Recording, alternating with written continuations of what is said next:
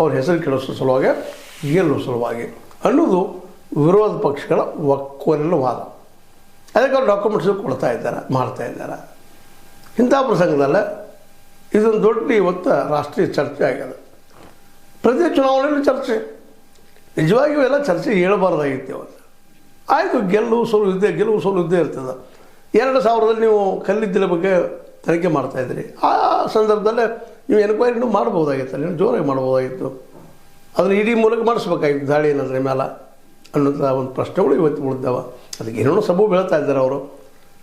ಹೀಗಾಗಿ ಈ IPAC ಅನ್ನುವಂಥದ್ದು ಹಿಂದೆ ಪ್ರಶಾಂತ್ ಕಿಶೋರ್ ಅಂತೇಳಿ ಸ್ಥಾಪನೆ ಮಾಡಿದಂಥದ್ದು ಚುನಾವಣೆಗಳಿಗೆ ಹೆಲ್ಪ್ ಮಾಡೋ ಸಲುವಾಗಿ ಯಾವ ರೀತಿ ಚುನಾವಣೆ ಮಾಡಿದ್ರೆ ಎಲ್ಲಿ ವೀಕ್ ಅದ ನಿಮ್ಮ ಪಾರ್ಟಿ, ಎಲ್ಲಿ ಸ್ಟ್ರಾಂಗ್ ಅದ, ಇದರ ಬಗ್ಗೆ ಅಭ್ಯಾಸ ಸೈಂಟಿಫಿಕ್ ಆಗಿ ಮಾಡಿದ್ರು ಪ್ರಶಾಂತ್ ಕಿಶೋರ್. ನಂತರದಲ್ಲಿ ಅವರೊಬ್ಬ ರಾಜಕೀಯ ಪಕ್ಷ ಕಟ್ಟಿದ್ರು. ಹೀಗಾಗಿ ಅಲ್ಲಿ ಇಲ್ಲ ಅವರು, ಆದರೆ ಅದು ಅವ್ರ ಪ್ರಭಾವ ಮಾತ್ರ ಅಲ್ಲಿ ಇದ್ದ ಇದೆ.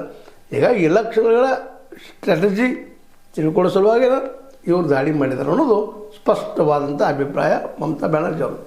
ಮತ್ತು ಸ್ವತಃ ಹೇಳ್ತಾರೆ ಅವರು, ನಾನು ಅವ್ರು ದಾಳಿ ಮಾಡಿದಾಗ ನಾನು CM ಆಗಿ ನಾನು ಅಲ್ಲಿ ಚೀಫ್ ಮಿನಿಸ್ಟರ್ ಆಗಿ ದಾಳಿ ಮಾಡಿಲ್ಲ, ನಾನು ಒಬ್ಬ ಪಕ್ಷದ ಅಧ್ಯಕ್ಷೆಯಾಗಿ ಅಂದ್ರೆ ತೃಣಮೂಲ ಕಾಂಗ್ರೆಸ್ನ ಅಧ್ಯಕ್ಷೆಯಾಗಿ ನಾನು ದಾಳಿ ಮಾಡಿದ್ದು ಅಂತ.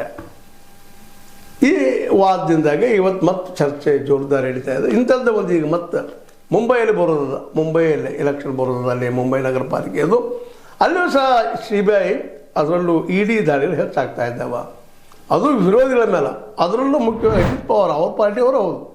ಆದರೆ ಅಜಿತ್ ಪವಾರ್ ಇವತ್ತು ತಮ್ಮ